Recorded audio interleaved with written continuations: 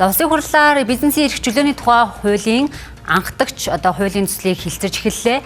Өнөөдрийг хүртэл батлан гаргасан хуулиуд нь бүхэлдээ төрөөс бизнесийн салбарын хориг, хүрээ, хязгаар тогтоох чиглэлээр батлагдаж ирсэн бол энэ хууль нь төрийн үйл ажиллагаанд хязгаар тогтоож байгаагаар онцлог юм.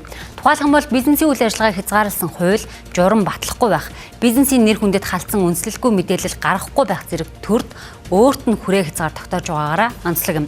Гэхдээ хэд ерөнхий агуулгатай учраас хэрэгждэггүй, за тунхагийн шинжтэй болох вэ гэдэг болгоомжлол байна. Засгийн газраас боловсруулж өргөн мэдүүлсэн эдийн засгийн эрх чөлөөний тухай хуулийн 4-р зүйлд төрд өөрт нь хязгаар тогтоосон 6 заалтыг тусгасан байна.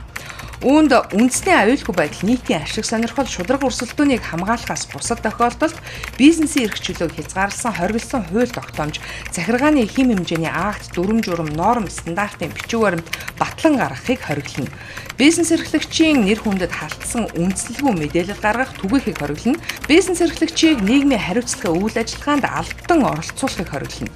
Хуульд зааснаас бусад тохиолдолд зарим бизнес эрхлэгчид давуу эрх олгосон захиргааны хэм хэмжээний акт, дүрм журам батлах, үйл ажиллагаагаа явуулах эс үйлдэлийг хориглоно. Бизнесийн үйл ажиллагаанд зөв бусаар нөлөөлөх, оролцох, үндэслэлгүй хяналт шалгалт хийх, өмч хөрөнгийг нь хууль бусаар хураа авах дайчлагыг хориглоно. Бизнес эрхлэгчийн үйл ажиллагаанд хуульд заагаагүй хяналт шалгалт хийх, захиргааны шийдвэр гаргах, дүрм журам батлахыг хориглоно хэмээн хуулийн төсөлд тусгаад байгаамаа. Эдийн засгийн гэмт хэрэгт буруутгагдаад юу гэдэг юм те дарамтлах юм асуудлууд бол байгаад байгаа. Шүүхийн шат руугаа очихгүй ч гэсэн цагдаа прокурор дээр ингээд давцдаг. Тэгэхээр энэ чиглэлийн ямиг та бүхэн энэ бизнесийн эрх чөлөөг хангах асуудал дээр авч үзв үү, судалв уу? Бизнес эрхэлж явж байгаад эрүүгийн гэмт хэрэгтэн болж байгаа тохиолдлууд олон байна.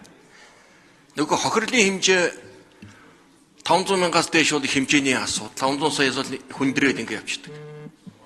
Тэгэхээр энэ хоёрыг нийлэн ялгаж энэ хөрөнгө оруулалтын дагнсан маргаан тасалдаг, дагнсан энэ хуулийн системийг бид нэр тусдан салгаж өгөхгүй бол энэ эрүүгийн асуудал шууд халтарч ордог. Энэ байдал олон тохиолдолд гомдол дотор нэлээд байгаа. Монгол улсад 20-с 50 тэрбум хооронд хөрөнгө оруулалт хийх юм бол 10 жил, 50 тэрбумаас 100 тэрбумын хооронд хөрөнгө оруулалт хийх юм бол 15 жил, 100 тэрбумаас дээшээгээ бол 20 жилийн хугацаанд ингээд докторжуулж байгаа. Энэ бол маш сайн сигнал.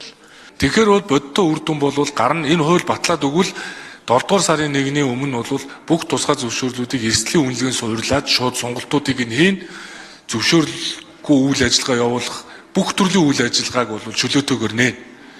Үн тогтоох үйл явцад төр оролцохгүй байх, эргэн аж ахуйн нэгжүүдийн ашигтай ажиллах боломжтой бизнесүүдийг төр эрхлэхгүй байх зэрэгээр дэвшилттэй заалтууд хуулийн төсөлд тусжээ.